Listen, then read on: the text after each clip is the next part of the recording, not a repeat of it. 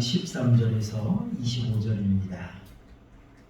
아브라함이나 그의 후손에게 세상의 상속자가 되리라고 하신 언약은 율법으로 말미암은 것이 아니요 오직 믿음의 의로 말미암은 것이니라.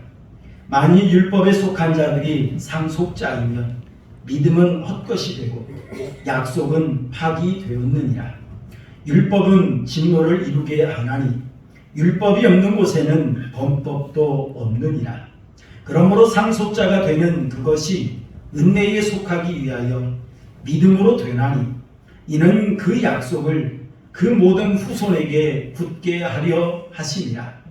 율법에 속한 자에게 뿐만 아니라 아브라함의 믿음에 속한 자에게도 그러하니 아브라함은 우리 모든 사람의 조상이라. 기록된 바 내가 너를 많은 민족의 조상으로 세웠다 하심과 같으니 그가 믿은 바 하나님은 죽은 자를 살리시며 없는 것을 있는 것으로 부르시는 이시니라. 아브라함이 바랄 수 없는 중에 바라고 믿었으니 이는 내 후손이 이 같으리라 하신 말씀대로 많은 민족의 조상이 되게 하려 하심이라. 그가 100세나 되어 자기 몸이 죽은 것 같고 사라의 태가 죽은 것 같음을 알고도 믿음이 약하여지지 아니하고 믿음이 없어 하나님의 약속을 의심하지 않고 믿음으로 견고하여져서 하나님께 영광을 돌리며 약속하신 그것을 또한 능히 이루실 줄을 확신하였으니 그러므로 그것이 그에게 의로 여겨졌느니라. 그에게 의로 여겨졌다 기록된 것은 아브라함만 위한 것이 아니요 의로 여기심을 받을 우리도 위함이니 곧 예수 우리 주를 죽은 자 가운데서 살리신 이를 믿는 자니라. 예수는 우리가 범죄한 것 때문에 내줌이 되고 또한 우리를 의롭다 하시기 위하여 살아나셨느니라. 아멘. 우리 옆에 사람하고 인사하시겠습니다. 반갑습니다. 젊은 사람으로 사랑합니다. 인사하시나요? 어떤 운동을 하거나 어떤 일을 할 때에 자세가 참 중요한 것 같습니다. 특히 이 운동을 하다 보면 자세가 갖추어지지 않는 사람은요 어느 정도 실력에 가면 더 이상 성장하지 않습니다. 그래서 처음부터 기초가 자세가 잘 갖춰진 사람들은 실력이 월등하게 성장해 가는 걸 볼 수가 있어요. 일을 하는데도 마찬가지인 것 같아요. 일을 할 때에도 어떤 자세를 갖느냐에 따라서 일의 능률이 달라지죠. 그래서 일을 잘하는 생활의 달인 이런 분들 보면 벌써 뭔가 다릅니다. 그들이 어떤 효율성 있게 일할 수 있는 어떤 자세, 어떤 준비 이런 것들이 잘 되어 있는 것을 발견해 볼 수가 있습니다. 여러분 그렇다면 우리 믿음에도 이 원리라고 하는 것이 매우 중요한 것 같습니다. 이 믿음에도 이 자세, 이 참 중요한 것 같아요. 사실 우리가 이 자세를 왜 그렇게 취해야 되는지 그 원리를 알면 이해가 쉬운 것처럼 참 우리 믿음의 생활에도 이 믿음의 원리, 우리가 믿는다면 무엇을 믿는 것인가? 왜 우리가 그것을 믿어야 하는가? 이걸 우리가 안다면 우리 믿음이 더욱더 견고해질 줄로 믿습니다. 우리가 바르게 믿고 또 아름다운 열매를 맺어갈 수가 있을 것입니다. 바울 사도는 지금 로마서의 말씀을 통해서 1장에서 3장까지는 죄에 대해서 이야기를 했죠. 의인은 없나니 하나도 없다. 이 죄를 정죄하기 위함이 아니라 복음을 제시하기 위해서 죄에 대해서 먼저 이야기를 했어요. 그리고 3장 22절 말씀 보니까 곧 예수 그리스도를 믿음으로 말미암아 모든 믿는 자에게 미치는 하나님의 의인이 차별이 없다. 모든 믿는 자에게 의롭게 하는 은혜를 주신다라고 하는 걸 이야기했습니다. 여러분 그렇다면 어떤 믿음으로 의롭다함을 우리가 받을 수가 있을까요? 어떤 믿음? 예수님께서도 주여 주여 하는 자마다 다 천국에 들어갈 것이 아니라고 했어요. 여러분 그런 것처럼 우리가 그저 믿습니다. 믿습니다 말만 한다고 이 믿음 가지고 우리가 천국에 갈 수 있는 것이 아니라는 거예요. 믿음도 어떤 믿음, 어떤 믿음을 가지느냐 참 중요한 것 같습니다. 그래서 바울 사도는 이 믿음으로 의롭다함을 얻는 이것을 이야기하면서 아브라함의 믿음을 예로 들어 설명했던 걸 볼 수가 있어요. 여러분 왜 아브라함의 믿음을 예로 들어서 설명했을까요? 그렇다면 여러분 아브라함의 믿음은 또한 어떤 믿음이었을까요? 여러분 아브라함의 믿음은 우리 17절 말씀 우리 한번 읽어볼까요? 17절 함께 보겠습니다. 시작. 기록된 바 내가 너를 많은 민족의 조상으로 세웠다 하심과 같으니 그가 믿은 바 하나님은 죽은 자를 살리시며 없는 것을 있는 것으로 부르시는 이시니라 라고 말씀했어요. 아브라함의 믿음은 하나님은 죽은 자를 살리시는 겁니다. 이렇게 믿고 있었다는 겁니다. 이는 곧 하나님의 생명의 주인이시라는 말이에요. 이는 곧 하나님은 구원자시라 라고 하는 그런 말씀입니다. 여러분 특히 여기서 기록된 바 내가 너를 많은 민족의 조상으로 세웠다라고 말을 했어요. 자, 여기서 많은 민족을 좀 살펴본다고 한다면 아브라함의 후손을 가리키는 그런 말이죠. 혈통적으로 보면 이스마엘의 후손을 볼 수가 있습니다. 그 다음에 에서의 후손 에돔 족속을 볼 수 있겠죠. 야곱의 후손 이스라엘 백성들. 그리고 창세기 25장에 보면 사라가 사망한 후에 그두라를 통해서 6명의 아들을 낳습니다. 그의 후손들, 혈통적으로 보면 이런 자들이 바로 아브라함의 후손이라 이렇게 말할 수 있어요. 그러나 여러분 영적으로 보면 어떻습니까? 예수 그리스도를 믿음으로 말미암아 구원받는 성도들, 이런 성도들을 가리켜서 아브라함의 후손이라 이렇게 말을 하는 걸 볼 수가 있습니다. 그런데 이 아브라함은 어떤 믿음이었느냐? 죽은 자도 살리시는 그런 믿음이었다. 여러분 창세기 22장 말씀을 보면 하나님께서 아브라함에게 너는 내가 너에게 지시할 땅으로 가서 내 독자 이삭을 제물로 바치라 라고 하나님이 명령하십니다. 그러자 이 아브라함은 그 말씀을 듣고 그 다음날 아침에 일찍 일어나서 이삭을 데리고 하나님이 지시하는 땅으로 갔습니다. 거기에서 이삭을 결박하고 이삭을 잡아서 하나님 앞에 제물로 바치려고 했어요. 여러분 이때 아브라함은 어떤 생각을 가지고 그런 행동을 했을까요? 어떤 생각을 가지고? 히브리서의 말씀을 보니까 아브라함의 그 믿음을 표현해주고 있는 걸 볼 수 있습니다. 우리 한번 읽어볼까요? 히브리서 11장 19절 함께 보겠습니다.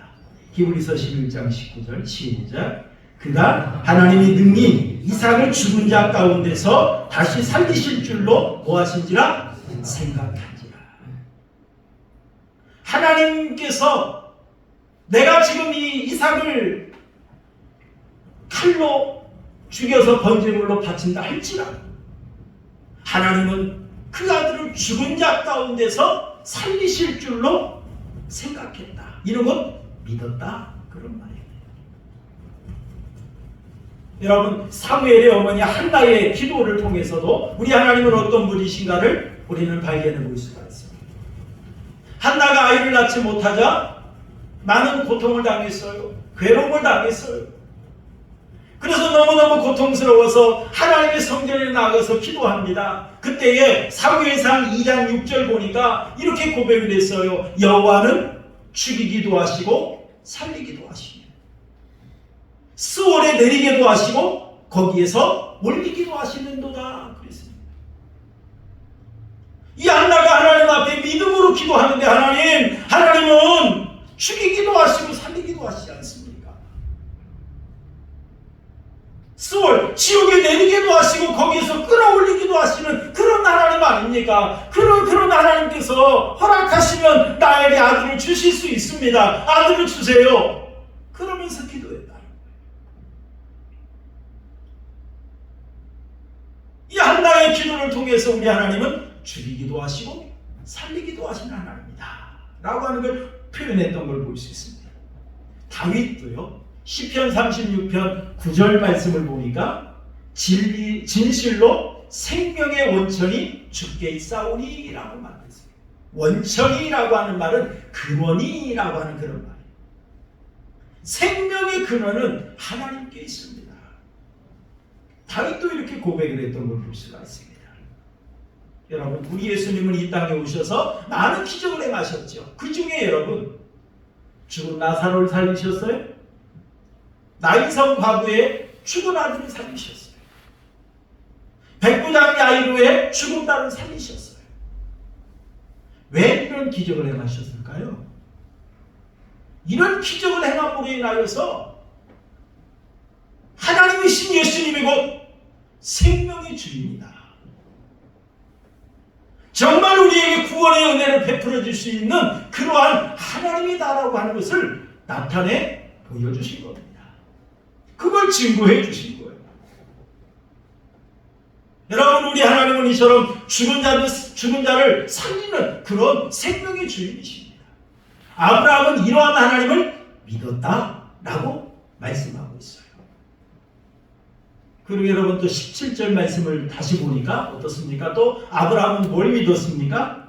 없는 것을 있는 것으로 부르시는 이시니라 라고 했어요. 우리 하나님은 없는 것을 있게 하시는 하나님. 다시 말하면 무에서 유를 창조하시는 그런 하나님이라는 겁니다. 또 다른 말로 표현하면 하나님 앞에는 불가능이 없는 분이다, 그런 말씀입니다. 우리 하나님은 전능자이십니다. 우리 하나님은 말씀 하나로 천지를 창조하신 그런 하나님이십니다. 빛이 있으라 하니 빛이 있었고요. 하늘과 땅이 나뉘라 하니까, 궁창이 나뉘라 하니까 하늘과 땅 궁창이 나뉘었어요. 식물이 있으라 하니까 식물이 생겨났어요. 하나님이 말씀하시니 그대로 다 되어졌다. 이처럼 우리 하나님은 말씀하신 대로 모든 걸 이루시는 그런 능력의 하나님이라는 것을 아브라함은 믿었다는 것입니다. 사실 창세기 18장 말씀을 보면 아브라함이 상수의 나무 아래 앉았을 때 하나님께서 하나님의 사자를 보내셨어요. 그리고 그 사자를 통해서 아브라함에게 하나님께서 말씀을 주십니다. 어떤 말씀을 주시느냐 하면은 내년 이맘때 내가 반드시 너희에게로 돌아오리니 네 아내 사라에게 아들이 있으리라 라고 말했어요. 내년 이맘때 우리가 다시 올 터인데 사라에게 그때 아들이 있을 것이다. 그 말을 누가 들었느냐면 사라가 들었어요. 사라가 속으로 웃었습니다. 그러면서 내가 노쇠하였고 내 주인도 늙었으니 내게 무슨 즐거움이 있으리요. 그때 하나님께서 이 사자를 통해서 주신 말씀이 있어요. 우리 한번 읽어볼까요? 창세기 18장 14절 우리 함께 읽겠습니다. 창세기 18장 14절 시작. 여호와께 능하지 못할 일이 있겠느냐. 기한이 이를 때에 내가 너에게로 돌아오리니 사라에게 무엇이 있으리라? 아들이 있으리라. 하나님에게 능하지 못할 일이 있겠느냐? 이렇게 말씀하셨어요. 사라가 하나님의 사자의 말을 듣고 웃었어요. 왜요? 인간적으로 보면 불가능한 얘기예요. 있을 수 없는 이야기예요. 이미 나이가 많이 늙었고 경수가 이 생리가 끊어졌고 육체적으로 보면 소망이 없어요. 그러나 하나님이 하시니 하실 수 있다, 그런 말씀입니다. 여러분, 마태복음 3장 말씀에도 보면 세례 요한이 세례를 베풀 때 바리새인들이 나옵니다. 서기관들이 나옵니다. 그때 이 세례 요한이 이들을 책망을 합니다. 독사의 자식들아, 그러면서 책망을 합니다. 그들은 아브라함의 후손이라고 하는 자부심을 가지고 살았어요. 자기들이 율법을 잘 지킨다라고 생각하며 살았어요. 그런 바리새인들, 겉으로는 진정한 믿음의 사람 같았지만 그 안이 진정한 믿음이 없어요. 회칠한 무덤 같았어요. 썩은 냄새나는 무덤 같았어요. 그런 바리새인들과 유대인들을 가리켜서 세리왕이 이렇게 말을 합니다. 마태복음 3장 9절 말씀을 보니까 하나님이 능히 이 돌들로도 아브라함의 자손이 되게 하시리라 그랬어요. 하나님은 이 돌들로도 아브라함의 자손을 만들 수 있다는 거예요. 너희들이 아브라함의 자손이라고 그 자부심만 갖고 살지 말라는 거예요. 진정한 믿음 가지고 살아야지. 육체적인 혈통만 이어받았다고 해서 진정한 믿음의 자손이라고 말하지 말라는 거예요. 하나님은 무엇이든지 능히 할 수 있는 그것을 믿는 참된 믿음, 이런 믿음의 사람이 될 것을 깨닫게 하기 위해서 이리 말했던 걸 볼 수가 있습니다. 여러분, 종교개혁자 마틴 루터는 이런 말을 했습니다. 하나님이 하나님 되게 하라, 이렇게 말을 했어요. 자, 이 말은 무슨 말이냐면 우리 인간이 하나님을 판단하고 하나님을 믿을 때 내 생각 안에 하나님을 가둔다는 거예요. 내 생각이 이러니까 하나님도 못할 거예요. 내 경험 안에 하나님을 가두어요. 내가 경험으로 볼 때 그런 일은 절대 일어날 수가 없어. 어떤 우리 인간의 한계를 볼 때 그런 일은 절대로 일어나지 않아. 그러면서 하나님의 능력을 제한합니다. 하나님의 능력을 축소시켜버립니다. 하나님의 능력을 부인합니다. 전지전능하신 하나님을 전지전능하신 하나님으로 믿지 않습니다. 그런 모습을 보면서 마틴 루터는 하나님이 하나님 되게 하라, 이렇게 말을 했다 그래요. 왜요? 하나님의 능력을 인정하라는 거예요. 하나님이 생명의 주인이시고 하나님이 전지전능하셔서 말씀 하나로 천지를 창조하신 능력의 하나님이라는 걸 인정하라는 겁니다. 그런데 우리는 내 생각에, 내 경험에, 내 한계에 하나님을 가둬버리는 그런 모습을 볼 수 있습니다. 여러분, 하나님이 역사하시면, 하나님이 역사하시면 놀라운 일이 벌어집니다. 여러분, 지렁이 같고 사기꾼 같았던 야곱, 이 야곱도 하나님이 사용하니까 어떻습니까? 예수 그리스도의 구원의 역사를 펼쳐가는 구속사의 주인공 한 사람으로 사용하지 않습니까? 하나님의 역사와 능력을 나타내는 그런 사람으로 하나님께서 사용하시지 않습니까? 여러분, 이처럼 하나님이 역사하시면 인간의 늙은 육체가 문제가 되어지지 않습니다. 하나님이 역사하시면 인간의 추악한 죄악도 걸림돌이 되지 않습니다. 하나님이 역사하시면 있는 것도 없게 하시고 없는 것도 있게 하시거든요. 하나님이 역사하시면 죽은 자도 살리시는 그런 하나님이십니다. 이런 하나님을 믿으면 하나님은 능치 못할 일이 없다는 걸 믿기 때문에 모든 걸 하나님 앞에 맡기고 의지할 수가 있는 거예요. 여러분, 아브라함이 이렇게 우리 하나님은 죽은 자도 살리시는 하나님, 없는 것도 있게 하시는 하나님, 이런 하나님으로 믿었습니다. 그렇다면 이런 하나님을 믿는 자는 어떤 생활을 할까요? 우리 18절 한번 읽어볼까요? 18절 함께 보겠습니다. 시작. 아브라함이 바랄 수 없는 중에 바라고 믿었으니 이는 내 후손이 이 같으리라 하신 말씀대로 많은 민족의 조상이 되게 하려 하시니라 라고 말했습니다. 아브라함이 바랄 수 없는 중에 바라고 믿었으니 라고 말했습니다. 여러분, 바라다 라고 하는 이 말은 기대하다, 소망하다 그런 거예요. 기대하고 소망할 수 없는 가운데 기대하고 소망했다 이 말입니다. 믿을 수 없는 상황이었는데 그 가운데 믿고 따랐다 이 말입니다. 여러분, 사실 아브라함이 75세 때 하나님의 부름을 받지요.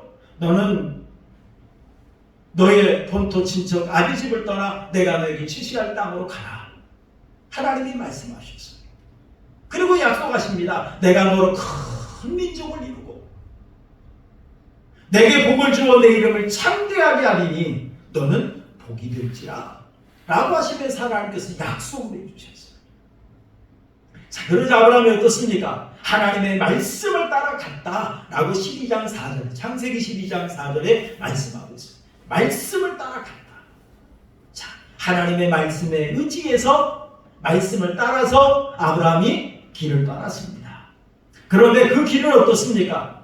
목적지도 알지 못하는 곳이에요. 어디로 가는지, 목적지가 어딘지를 몰랐어요. 그곳에는 아무것도 보장되지 않았어요. 그럼에도 불구하고 하나님의 말씀만 믿고 따라갔다라고 하는 것입니다. 사실 여러분 생각해 보시기 바랍니다. 나이 75세에 이제 늙음하게 내가 정든 땅, 내가 지금까지 쌓아놓았던 것, 모든 것 정리하고 다 버려두고 떠난다라고 하는 것이 결코 쉬운 일은 아닌 겁니다. 아무것도 보장되지 않아요. 어디로 가는지도 몰라요. 그런 상황에서 여러분 떠날 수 있겠습니까? 떠날 수가 없죠. 떠날 수가 없습니다. 하지만 아브라함은 말씀을 따라갔다고 했어요. 하나님께서 내가 너를 큰 민족을 이루고 복이 되게 하겠다라고 약속을 하셨지만 14~15년이 지났음에도 불구하고 아브라함 나이가 90세가 넘었음에도 불구하고 하나님께서 자식을 주지 않았습니다. 그래서 하나님께서 창세기 15장 말씀을 보니까 이 아브라함이 하나님 앞에 말합니다. 하나님께서 씨를 주지 아니하시니 내 집에서 길린 자가 내 상속자가 될 것입니다 라고 하나님 앞에 말을 합니다. 그러자 하나님께서 이 아브라함을 한밤중에 밖으로 이끌어내십니다. 하늘의 물결을 봐라. 얼마나 많으냐.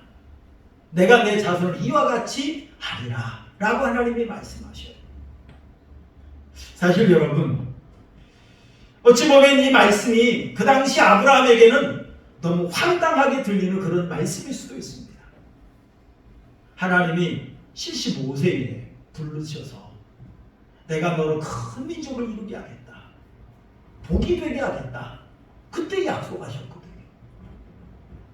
그런데 지금까지 14~15년이 지나도록 하나님이 그 약속을 지키지 않았어요.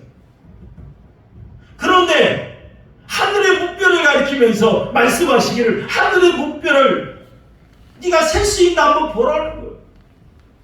그러면서 내 자손이 이와 같으리라고 주님이 말씀하시니 이 말씀을 어찌 믿을 수 있겠습니까?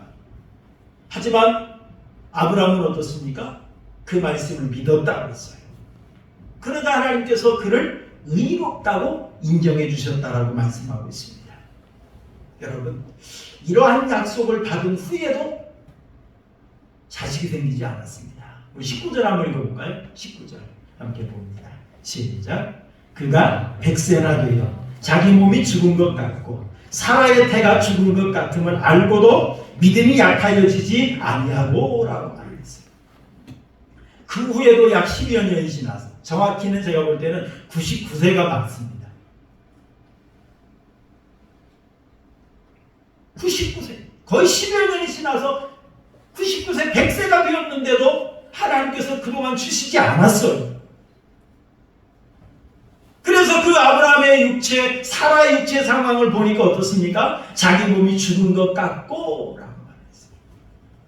여러분, 죽은 것 같고, 제가 히브리어 이걸 보니까 완료형을 사용했더라고요. 이 말은 무슨 말이냐면 이미 죽었다. 이미 죽었다. 다시 말하면 그의 몸에서 생산할 능력이 없다. 그런 말이에요. 이미 죽었다는 거예요. 그럼에도 불구하고 믿음이 약해지지 아니했다. 믿음이 약해지지 않았다. 여러분, 어떻게 이런 믿음 가질 수 있었을까요? 아브라함이 이렇게 어찌 보면 정말 믿을 수 없잖아요. 75세 때부터 지금 25년이라는 세월이 지났는데 인간적으로 보면 믿을 수 없는 상황이에요. 그런데 믿음을 간직할 수 있었던 이유가 뭐냐? 우리 하나님은 생명의 주인이요 구원자로서 죽은 자도 뭐 하시는 하나님? 살리시는 하나님. 전능자로서 없는 것도 뭐 하게 하시는 하나님? 있게 하시는 하나님. 이런 하나님을 믿는다면 이런 고백을 할 수 있습니다. 이런 하나님을 믿는다면 믿음이 흔들리지 아니할 수가 있는 것입니다. 여러분, 실제로 이 아브라함은 이 믿음대로 놀라운 복을 받았습니다.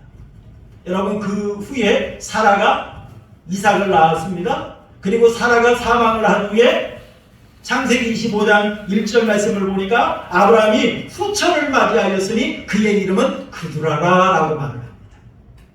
사라가 죽고 아브라함이 세장가를 한 거예요. 재혼한 겁니다. 자, 재혼해서 그냥 노년만 보낸 것이 아니라 이 아브라함이 자식을 낳았습니다. 그것도 몇 명이나 낳았느냐? 아들만 6명을 낳아. 구두라를 통해서.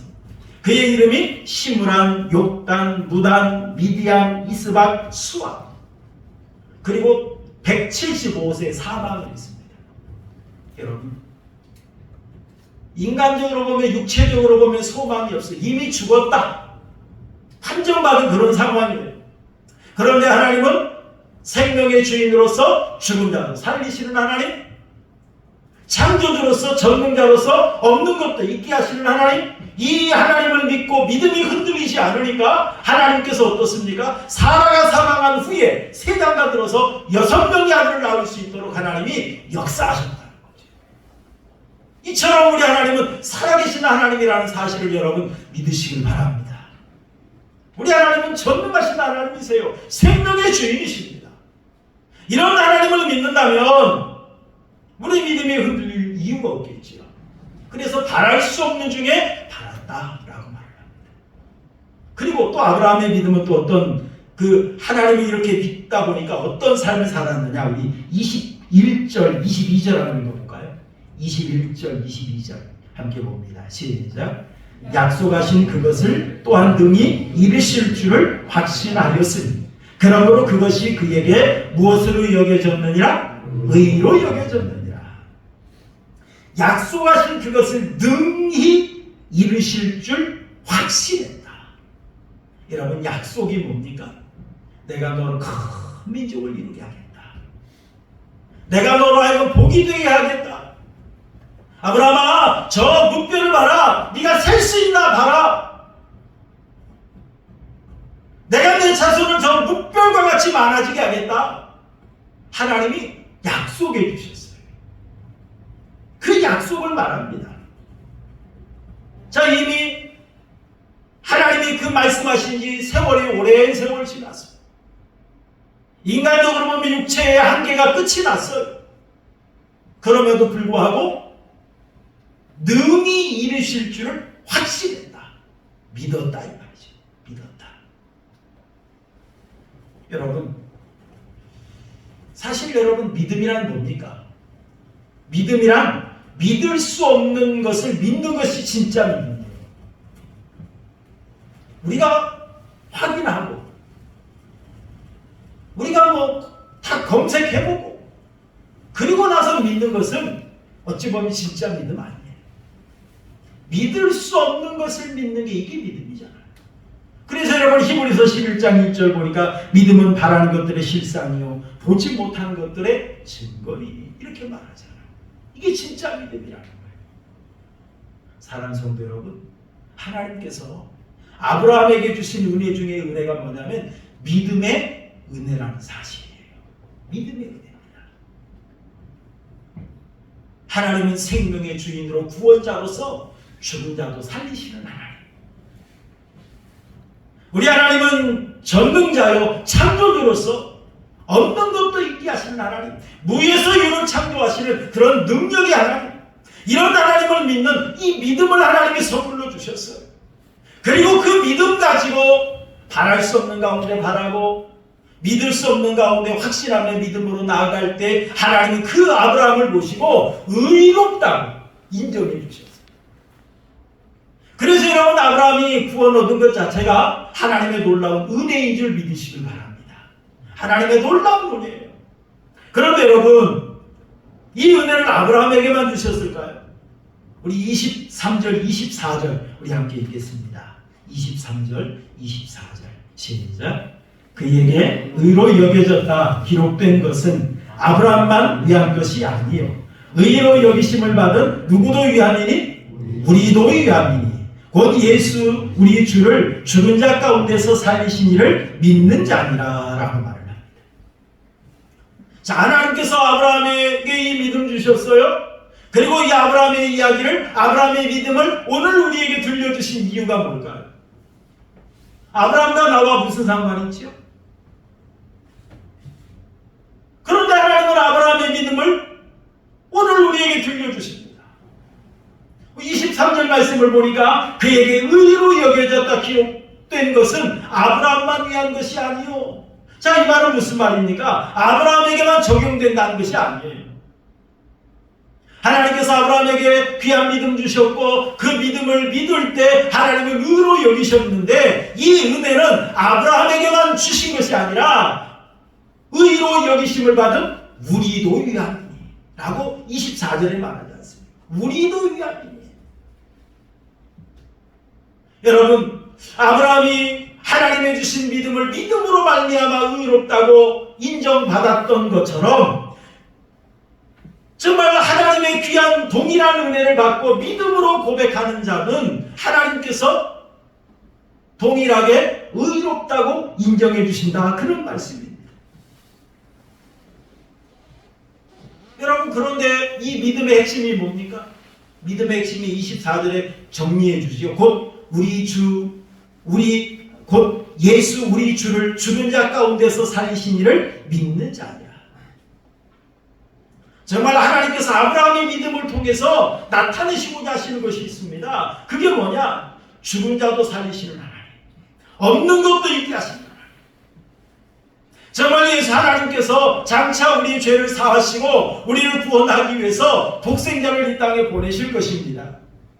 이 독생자를 우리의 죄값을 치르게 하시고 십자가에 못 박혀 죽게 하실 것입니다.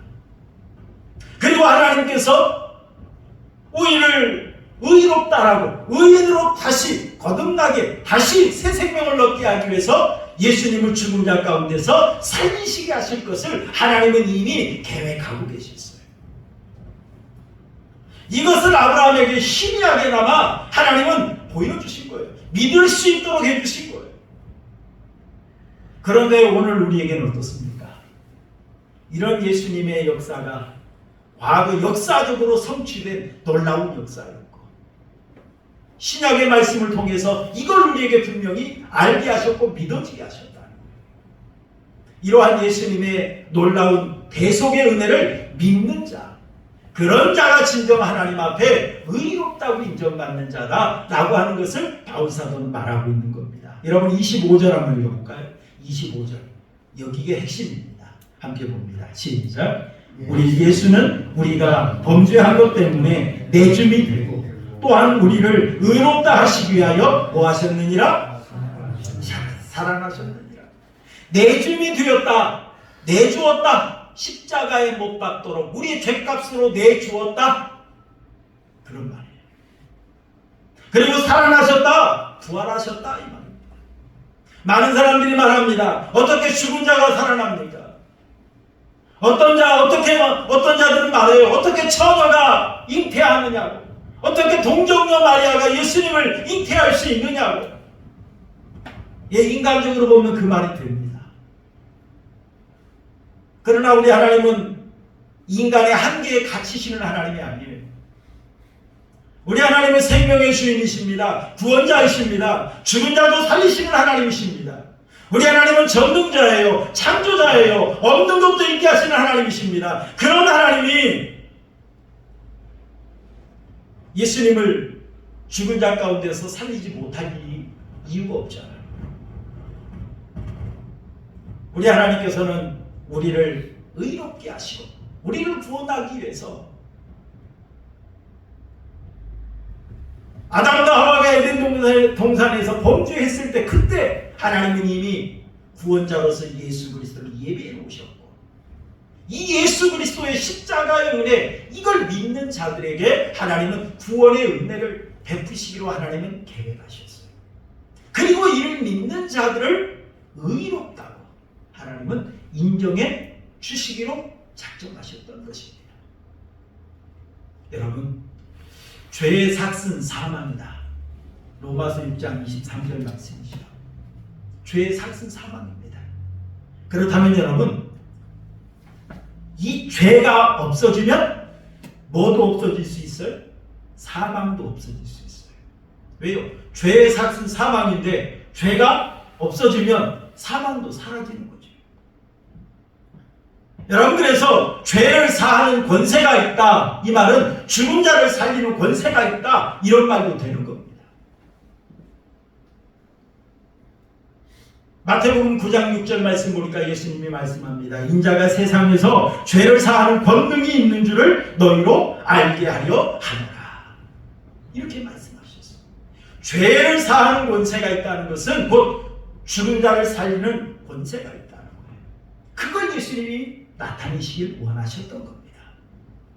사랑하는 성도 여러분, 우리가 진실로 구원 얻을 수 있는 믿음은 어떤 믿음일까요? 정말 우리가 의롭다고 인정받을 수 있는 믿음은 어떤 믿음일까요? 하나님께서 생명의 주인이요 구원자로서 죽은 자를 살리시는 하나님, 전능자요 창조자로서 무에서 유를 창조하시는 하나님, 이런 하나님께서 예수님을 나의 죄값으로 십자가에 못 박도록 내어주시고 십자가에서 죽으신 예수님을 죽은 자 가운데서 살아나게 하심으로 말미암아 우리에게 새 생명을 주셨다는 이 믿음, 이 믿음을 가진 자, 이 믿음을 가진 자가 구원받는 줄로 믿으시길 바랍니다. 이 믿음을 가진 자가 하나님의 자녀가 되고 의인이 된다는 사실을 여러분 믿으시길 바랍니다. 이 믿음을 가진 자가 하나님 나라의 상속권자가 된다는 사실을 믿으시길 바랍니다. 하나님께서 이 놀라운 은혜를 베푸시기 위해서 아브라함에게 그 믿음 주셨고 오늘 우리에게도 이 믿음을 주셨어요. 얼마나 감사합니까? 이런 하나님의 은혜를 기억하면서 여러분들의 믿음은 어떤 믿음입니까? 정말 아브라함이 믿었던 것처럼 죽은 자도 살리시는 하나님, 없는 것도 있게 하시는 하나님, 그런 하나님을 분명히 믿는다면 여러분, 바랄 수 없는 가운데 바랄 수 있어요. 믿을 수 없는 가운데 믿을 수 있어요. 여러분이 살아있는 믿음 가지시고 정말 하나님 앞에 충성하시고 하나님의 영광 위에 살아가는 우리 성도님들의 믿음이 되시기를 주님의 이름으로 축원합니다.